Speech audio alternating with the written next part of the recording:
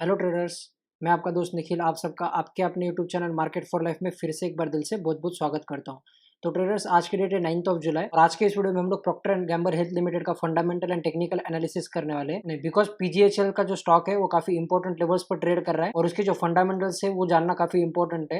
Because इसके बारे में काफी कम इन्फॉर्मेशन हम लोगों को इंटरनेट पर देखने को मिलती है। तो यही रीजन है आज के वीडियो में मैं यहाँ पर Procter and Gamble Health Limited का कंप्लीट एनालिसिस करने वाला हूँ। तो वीडियो को स्टार्ट करने से पहले मैं आप सबसे एक रिक्वेस्ट करना चाहता हूँ, अगर आप लोग मार्केट फॉर लाइफ चैनल पर फर्स्ट टाइम विजिट कर रहे हो तो चैनल को सब्सक्राइब कर सकते हो और अगर आपको ये वीडियो अंत तक देखने के बाद पसंद आए तो वीडियो को लाइक कर सकते हो। So without any further delay let's get started. तो दोस्तों, किसी भी कंपनी का फंडामेंटल एनालिसिस करने से पहले हम लोगों को पता होना चाहिए कंपनी किस बिजनेस सेक्टर में काम करती है और कंपनी का जो बिजनेस है वो क्या है। तो अगर हम लोग यहाँ पर देखते हैं तो Procter and Gamble Health Limited जो है वो फार्मास्यूटिकल सेक्टर में काम करता है। तो इनका जो मेन बिजनेस है वो केमिकल एंड फार्मास्यूटिकल सेक्टर से ही है। तो अगर हम लोग यहाँ पर Procter and Gamble Health Limited की हिस्ट्री की बात करते हैं तो हम लोगों को पता है प्रॉक्टर एंड गैम्बल जो है वो एक इंटरनेशनल ब्रांड है और उसके काफी सारे ब्रांचेस हम लोगों को पूरे दुनिया में फैले हुए देखने को मिलती है। तो Procter and Gamble Health Limited जो है वो एक सब्सिडरी है प्रॉक्टर एंड गैम्बल की। तो जर्मनी की एक कंपनी थी मर्क लिमिटेड, जो कि एशिया पैसिफिक में सिर्फ इंडिया में लिस्टेड थी और उसकी लिस्टिंग हुई थी 1981 में। और तब से मर्क लिमिटेड जो कंपनी थी वो इंडिया में ट्रेड करती थी एज अ मर्क लिमिटेड के नाम से। और मई 2018 में प्रॉक्टर एंड गैम्बल ने उसको ओवरटेक किया और उसके मोर देन 51% शेयर्स यहाँ पर एक्यूमुलेट कर लिए और उसको कंप्लीटली एक्वायर कर लिया। और तब से प्रॉक्टर एंड गैम्बल जो है वो मर्क लिमिटेड का बिजनेस यहाँ पर चला रहा है। और अभी हम लोग देख सकते हैं मर्क लिमिटेड का जो नाम है वो यहाँ पर Procter and Gamble Health Limited के नाम से यहाँ पर ट्रेड होता है। तो अगर हम लोग मर्क लिमिटेड की हिस्ट्री देखते हैं तो मर्क लिमिटेड इंडिया में जब स्टार्ट हुई थी गोवा में, तब उसका जो मेन काम था वो विटामिन ई की टैबलेट्स बनाना था और तब वो कंपनी कंप्लीटली विटामिन ई में ही काम करती थी। But over the period of time company ने अपने बिजनेस को ग्रो किया और काफी सारे विटामिन सेक्टर में कंपनी बढ़ी।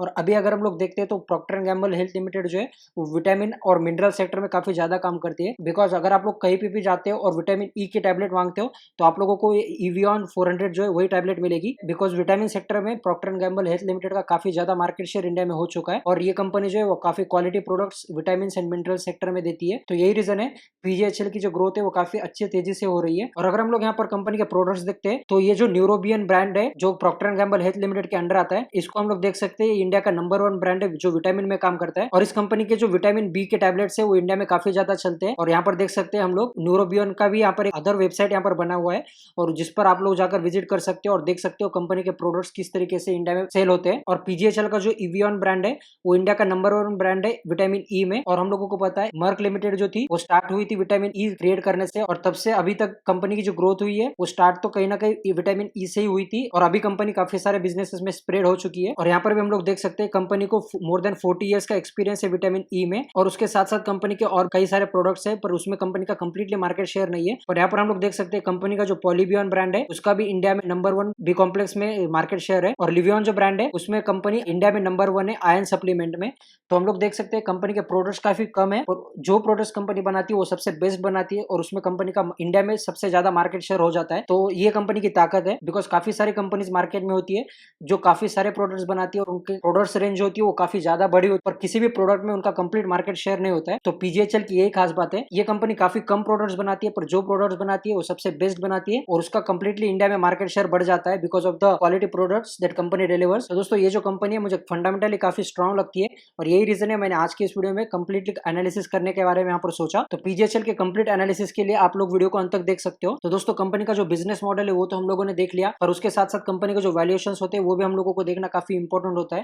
बिकॉज अगर हम लोग किसी कंपनी में इन्वेस्ट करना चाहते हैं और अगर कंपनी के वैल्यूएशंस काफी ज्यादा हाई होते हैं तो हम लोग उस कंपनी में उस प्राइस पर इन्वेस्ट करना अच्छा नहीं होता है। बिकॉज अगर हम लोग काफी हाई वैल्यूएशंस पर स्टॉक में इन्वेस्ट करते हैं और वहां से स्टॉक में फॉल आता है तो हम लोगों को डर लगने लगता है उस स्टॉक में और हमारा जो फंडामेंटल एनालिसिस होता है वहां पर फेल होने लग जाता है और हम लोग स्टॉक में लॉस में निकल जाते हैं। तो यही रीजन है अगर कोई कंपनी अच्छी हो और उसकी वैल्यूएशंस भी अच्छे हो तभी हम लोग उस स्टॉक में इन्वेस्ट करना चाहिए ताकि हमारे जो रिटर्न्स हो गए वो over the period of time काफी हाई बन जाते हैं। तो अभी हम लोग देखते हैं Procter and Gamble Health Limited के कुछ वैल्यूएशंस। तो कंपनी का जो मार्केट कैपिटलाइजेशन है वो सिर्फ 9300 करोड़ का है। तो हम लोग कह सकते हैं ये जो कंपनी है वो स्मॉल कैप है और स्टॉक की जो प्राइस है वो 5500 के ऊपर है और स्टॉक ने जो 52 वीक लो लगाया था वो 4000 का था और वहां से स्टॉक में बड़ी तेजी भी आई थी और स्टॉक ने हाई लगाया था 7500 का। और जब स्टॉक ने हाई लगाया उसके बाद हम लोगों को स्टॉक में गिरावट देखने को मिल रही है और स्टॉक अभी ट्रेड कर रहा है 5600 के आसपास। और अगर हम लोग यहाँ पर स्टॉक के प्राइस टू अर्निंग देखते हैं तो वो यहाँ पर 48 का है। पर अगर हम लोग देखते हैं इंडिया में जो इंटरनेशनल फार्मास्यूटिकल कंपनीज लिस्टेड है तो हम लोगों को Procter and Gamble Health Limited से काफी ज्यादा हाई देखने को मिलता है।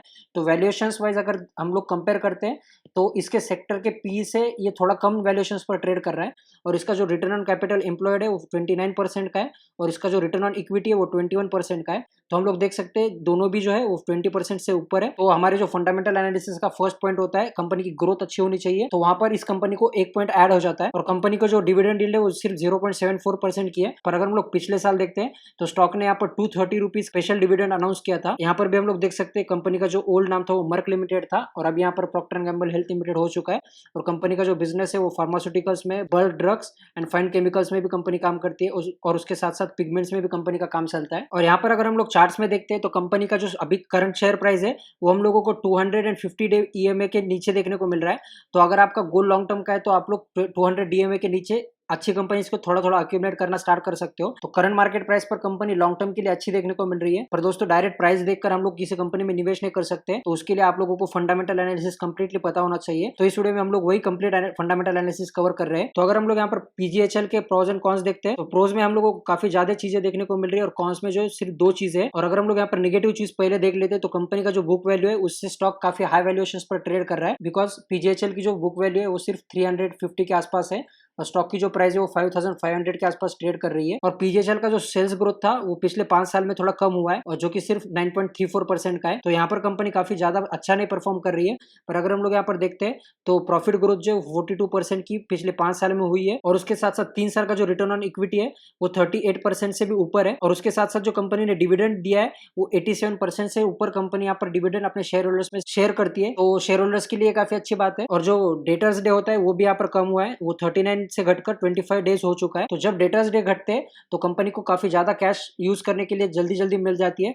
तो नेट कैश फ्लो जो होते हैं वो काफी सुधर जाते हैं जब डेटर डेज कम हो जाते हैं। तो प्रोज में हम लोगों को काफी ज्यादा चीजें देखने को मिल रही है, उसके अगेंस्ट में नेगेटिव में काफी कम चीजें है। और जैसे मैंने पहले भी बात की थी, फार्मास्यूटिकल्स जो मल्टीनेशनल कंपनीज है उनके पीईज जो होते हैं वो थोड़े हाई होते हैं। यहाँ पर हम लोग देख सकते हैं काफी जो इसके कॉम्पिटिटर्स है उनके पी हम लोगों को 50 के ऊपर देखने को मिल रहे हैं। और अभी करंट मार्केट प्राइस पर पीजीएचएल का जो प्राइस टू अर्निंग है वो 48 का है। पर ये जो प्राइस टू अर्निंग है वो सिर्फ ऑपरेटिंग प्रॉफिट से निकाला हुआ है। पर अगर हम लोग यहाँ पर कंपनी की जो अदर इनकम है जो पिछले साल में आई थी उसके साथ अगर इसका कंपनी का प्राइस टू अर्निंग निकालते हैं तो वो सिर्फ 36 का निकल कर आ रहा है। और उसके साथ पीजीएचएल का जो रिटर्न ऑन कैपिटल एम्प्लॉयड है वो भी काफी अच्छा है। सिर्फ इस कंपनी का प्रॉब्लम ये है कंपनी की जो सेल्स ग्रोथ है वो काफी कन्विंसिंग नहीं लग रही है। तो हो सकता है over the period of time इसमें भी सुधार आए और कंपनी काफी अच्छे रेट से ग्रो यहाँ पर हो जाए। और अगर हम लोग यहाँ पर year on year basis profit and loss statement check करते हैं तो कंपनी के जो 2008 में सेल्स थे वो 387 करोड़ थे और वो कंसिस्टेंटली बढ़ते हुए देखने को मिल रहे हैं। और अगर हम लोग जून 2020 में चेक करते हैं वो हो चुके हैं 1356 करोड़। पिछले 10-12 साल में कंपनी ने सेल्स में ऑलमोस्ट 4 टाइम्स ग्रोथ की है। और उसके साथ साथ जो ऑपरेटिंग प्रॉफिट है वो सिर्फ 50 करोड़ का था जो कि बढ़कर जून 2020 में 319 करोड़ हो चुका है। और अगर हम लोग ऑपरेटिंग प्रॉफिट मार्जिन देखते हैं तो सिर्फ 13% का था जो कि बढ़कर 24% हुआ है। और अगर हम लोग यहाँ पर ट्रेलिंग 12 मंथ्स देखते हैं तो उसमें ये 27% का हुआ है। तो हो सकता है आने वाले जो रिजल्ट्स होंगे उसमें कंपनी का ऑपरेटिंग प्रॉफिट मार्जिन और भी बढ़ेंगे और काफी अच्छा ग्रोथ कंपनी यहाँ से करेगी। कंपनी का जो अर्निंग्स पर शेयर है वो सिर्फ 39 रुपीज का था 2009 में जो कि बढ़कर अभी 153 रुपीज हुआ है। और अगर हम लोग पिछले साल देखते हैं तो कंपनी ने 153 रुपीज का अर्निंग्स पर शेयर था और उसके अगेंस्ट में कंपनी ने 150% का डिविडेंड पे आउट किया है। तो हो सकता है कंपनी ने यहाँ पर काफी ज्यादा डिविडेंड दिया है तो कंपनी की जो बैलेंस शीट थी उसमें से रिजर्व्स में थोड़ा कमी आ जाए तो हम लोग बैलेंस शीट में चेक करते हैं। जैसे कि मैंने यहाँ पर बात की थी कंपनी ने जो डिविडेंड था वो अपने अर्निंग्स पर शेयर से ज्यादा दिया था तो वही चीज हम लोग यहाँ पर देख सकते हैं। और कंपनी के जो 890 करोड़ के रिजर्व थे वो घटकर यहाँ पर 628 करोड़ हुए बिकॉज कंपनी को जितना प्रॉफिट हुआ था उससे ज्यादा कंपनी ने शेयर होल्डर्स में डिविडेंड बांट दिया है। तो यही रीजन है कंपनी के जो रिजर्व है उसमें थोड़ी गिरावट आई है। पर अगर हम लोग यहाँ पर देखते हैं कंपनी के पहले जो बोरोइंग्स थी लॉन्ग टर्म बोरोइंग वो 0 थी पर अभी कंपनी ने 10 करोड़ का कर्जा यहाँ पर लिया है। और उसके साथ साथ जो कंपनी के फिक्स्ड एसेट है वो कंटिन्यूसली बढ़ रहे हैं जो कि 60 करोड़ से बढ़कर 102 करोड़ हुए। कंपनी के एसेट बढ़ रहे हैं तो ये कंपनी के लिए काफी अच्छी बात है। कंपनी के बैलेंस शीट में एक और खास बात ये भी है कि कंपनी के पास ऑलमोस्ट 650 करोड़ के आसपास जो है वो शेयर होल्डर्स के पैसे है। उसके अगेंस्ट में कंपनी के पास जो फिक्स्ड एसेट है वो सिर्फ 102 करोड़ के है। जो कंपनी के पास लॉन्ग टर्म के लिए पैसे आए हैं वो कंपनी ने शॉर्ट टर्म के लिए यहाँ पर यूज किए तो इससे कंपनी को फायदा जरूर होने वाला है बिकॉज वो जो पैसे है उसमें कंपनी को कोई इंटरेस्ट नहीं पे करना है और वही पैसे कंपनी अभी शॉर्ट टर्म के लिए यूज कर रही है। तो कंपनी को जो डेट है वो बढ़ाने की यहाँ पर जरूरत नहीं पड़ रही है। फिर भी कोरोना क्राइसिस के बाद कंपनी ने यहाँ पर थोड़ा कर्जा लिया है, हो सकता है आने वाले 1-2 क्वार्टर में कंपनी ये कर्जा भी कंप्लीटली पे कर दे। तो अगर हम लोग यहाँ पर शेयर होल्डिंग पैटर्न देखते हैं तो प्रमोटर के पास जो 51% की होल्डिंग है वो कंसिस्टेंटली काफी लंबे समय से देखने को मिल रही है और एफआईआईज ने यहाँ पर 3.12% से होल्डिंग बढ़ाकर 6.71% की है। तो एफआईआईज स्टॉक में इंटरेस्टेड देखने को मिल रहे हैं बिकॉज दिसंबर 2020 के क्वार्टर में एफआईआईज के पास 6.15% की होल्डिंग थी, जो कि मार्च 2021 के क्वार्टर में बढ़कर 6.71% हुई है। एफआईआईज की होल्डिंग बढ़ी है और उसके साथ साथ डीआईएस की भी होल्डिंग बढ़ी है बिकॉज डीआईएस की होल्डिंग जून 2018 में 9.67% थी, जो कि मार्च 2021 में बढ़कर 11.48% हुई है। तो यहाँ पर डीआईएस ने भी 2% की होल्डिंग बढ़ाई है। जब इंस्टीट्यूशंस किसी अच्छे शेयर में बाय करते हैं तब निकलने वाली जो पब्लिक होती है वो रिटेल निवेशक होते हैं। जैसे जून 2018 में पब्लिक की होल्डिंग 35.40% की थी, जो कि अभी घटकर 30% हुई है और पब्लिक ने जो माल बेचा है वो यहाँ पर एफआईआईज, डीआईएस एंड प्रमोटर ने खरीदा है। तो अगर आप लोग बड़े इंस्टीट्यूशंस के जैसा सोचना चाहते हो और उनके जैसे सोचकर ही इन्वेस्ट करना चाहते हो तो ये कंपनी आपके लिए है बिकॉज यहाँ पर पब्लिक माल बेच रही है और एफआईआईज, डीआईएस खरीद रहे हैं। तो हो सकता है कंपनी में अच्छी ग्रोथ यहाँ से हो जाए। और इस स्टॉक पर आज काफी इंपोर्टेंट न्यूज भी आई है तो वो भी यहाँ पर मैं आपके साथ शेयर करना चाहता हूँ। तो आज के दिन 9 जुलाई को जिस दिन मैं यहाँ पर वीडियो शूट कर रहा हूँ तो काफी इंपोर्टेंट न्यूज इस स्टॉक में देखने को मिल रही है। तो हम लोगों को पता है अभी के टाइम में जो सबसे इंपोर्टेंट जो इशू चल रहा है वो है कोविड-19 का। तो आज ही के दिन कंपनी की जो कोविड-19 ड्रग है उसको इमरजेंसी यूज के लिए ग्रीन सिग्नल मिला है। हो सकता है आने वाले समय में इस ड्रग का काफी ज्यादा यूज हो और इस कंपनी को उसका फायदा हो। पर दोस्तों ये जो न्यूज है ये कंपनी की जो पेरेंट कंपनी है मर्क एंड कंपनी उसके ऊपर आई है, उसका फायदा इस कंपनी के शेयर प्राइस पर भी हो सकता है। तो दोस्तों ये न्यूज आज के दिन आई थी इसीलिए मैंने इस वीडियो में इसको भी कवर किया है। ये जो एनालिसिस है completely fundamental and technical analysis है, उसमें न्यूज नहीं आनी चाहिए पर ये जो न्यूज है आज ही के दिन आई है और मुझे इंपॉर्टेंट लगी इसलिए मैंने इस वीडियो में उसको ऐड किया है। तो अभी हम लोग चलते हैं चार्ट्स के ऊपर और कंपनी के जो इंपॉर्टेंट लेवल्स है वो देख लेते हैं बिकॉज स्टॉक में हम लोगों को काफी दिनों से गिरावट देखने को मिल रही है। तो काफी लोग ऊपर के प्राइस पर भी फंसे हो गए तो उसका भी एनालिसिस यहाँ पर करते हैं कि अगर आप लोग ऊपर के प्राइस पर फंसे हो तो आपकी स्ट्रेटेजी क्या होनी चाहिए। तो अभी हम लोग चलते हैं चार्ट्स के ऊपर। तो यहाँ पर अभी हम लोग आ चुके हैं पीजीएचएल के वनडे चार्ट्स के ऊपर और अगर हम लोग लॉन्ग टर्म में कंपनी का चार्ट पैटर्न देखते हैं तो देख सकते हैं स्टॉक जो है कंसिस्टेंटली ऊपर जा रहा है और काफी समय तक स्टॉक काफी छोटे रेंज में ट्रेड करता था। पर दोस्तों सारे कंपनीज में ऐसे ही होता है, जब कंपनी अपना बिजनेस सेटअप कर रही होती है तब कंपनी की जो ग्रोथ होती है वो थोड़ी स्लो होती है और तब स्टॉक एक ही रेंज में ट्रेड करता है काफी समय तक। पर जैसे कंपनी की ग्रोथ कंप्लीट हो जाती है तब स्टॉक में काफी अच्छी मूव आने लगती है। जैसे हम लोगों को रिलायंस में भी देखने को मिला था, स्टॉक जो है ऑलमोस्ट 9 से 10 साल एक ही रेंज में ट्रेड करता था,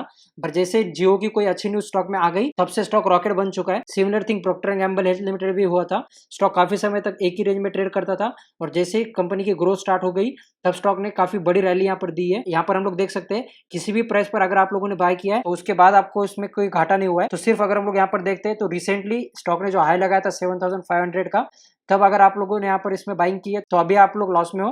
पर सिमिलर थिंग हम लोग यहाँ पर भी देख सकते हैं, स्टॉक जो यहाँ पर काफी ज्यादा करेक्ट हो चुका था पर स्टॉक ने बाउंस बैक किया और स्टॉक ने उसके ऊपर भी हाई लगाए थे। तो सिमिलर थिंग आगे आने वाले समय में भी स्टॉक में होने वाली ही है।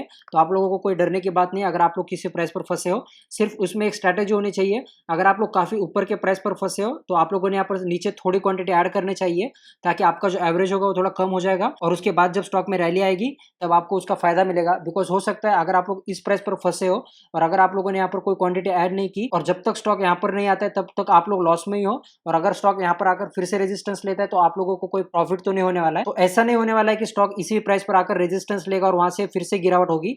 हो सकता है स्टॉक इसी प्राइस पर आए, थोड़ी रेजिस्टेंस फेस करे और उसके बाद थोड़ी गिरावट के बाद फिर से ऊपर चला जाए, पर उसमें जो टाइम लगेगा वो काफी ज्यादा टाइम लगेगा बिकॉज स्टॉक ऑलमोस्ट 30% के आसपास करेक्ट हो चुका है।